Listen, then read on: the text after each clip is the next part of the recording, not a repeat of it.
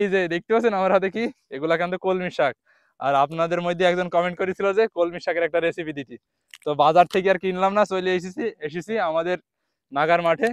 আর বাজারের চাইতে কিন্তু এই কলমি শাকগুলোর স্বাদ একদম অসাধারণ হয়। তো কিভাবে কি রান্না করতে হয় পুরো ভিডিও সাথে থাকুন এবং দেখতে থাকুন। তো এই শাক আমার ছেলে কালকে মাছ ধরতে গিয়ে বিলে থেকে নিয়ে এসে। তো এই শাক কলমিনতা শাক বিলের এত খেতে স্বাদ। আর স্বাদ কি কারণে শোনেন, কারণ সার বিষ দেওয়া নেই, খেতে অসাধারণ নাইগবে। আমি এখন কুইটে নেই। তো শাকগুলা কত তরতাজা। এই যে আমি শাক বেশি ধুই নিয়ে আইছি, এবার আমি জিরি করে কুটছি।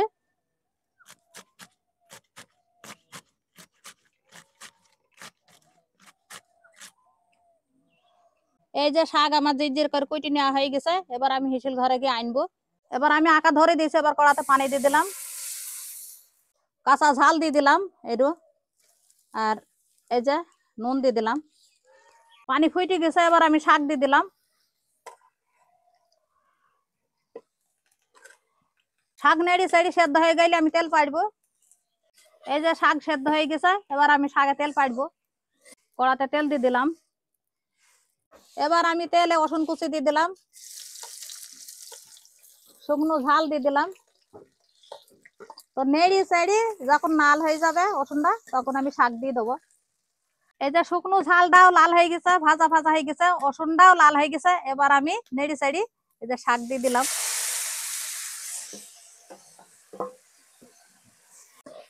এই যে আমার শাক ভাজি হয়ে গেছে।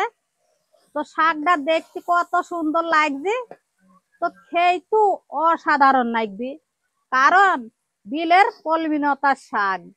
নাও বাপ, খেয়ে নাও। দাও। তো ডিম তুই জুগানে আগে আমাকে ওমা, ওই শাকটা দাও। শাক নেবো আগে। হ্যাঁ শাক দাও, কলমি শাক, ডিম তো হ্যাঁ, খাওয়াই হয়। হ্যাঁ, আচ্ছা ঠিক আছে, দেখো নাও। তো এই হচ্ছে সেই কলমি শাক।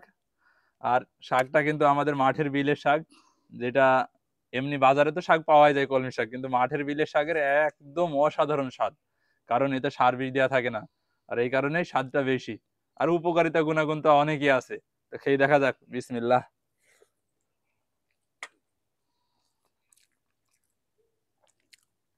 বিসমিল্লাহ। কত সুন্দর লাগছে, এক কথায় অসাধারণ। খেতে একেবারে অসাধারণ, কারণ বিলের শাক দেখো নেল নেল মতন, এই কারণে আরো মজা লাগে। ওই পিচ্ছিল পিচ্ছিল আর কি, হ্যাঁ। কিন্তু বাজারেরটা এরকমটা হয় না।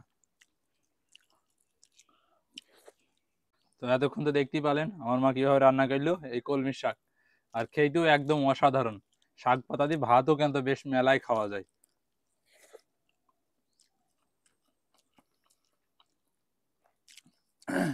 আর সেই সাথে খেয়ে দেখা গেলে তো অনেক বড় হয়ে যাবে ভিডিওটা, খাইতেই তো মনে করেন 5-6 মিনিট লেগে যাবে। তো ভিডিওটা আর বাড়াচ্ছি না, এইভাবেই আপনারা বানাবেন। বিলুতি ভাত খাবি, এভাবে রান্না করবেন, বানাবেন না, এভাবে রান্না করবেন, অবশ্যই খেতে ভালো লাগবে। আমার তো খেতে অসাধারণ লাগে। তো সবশেষে ভিডিওটা এত দূর যারা দেখছেন তাদেরকে অন্তরের অন্তরস্থল থেকে অসংখ্য ধন্যবাদ।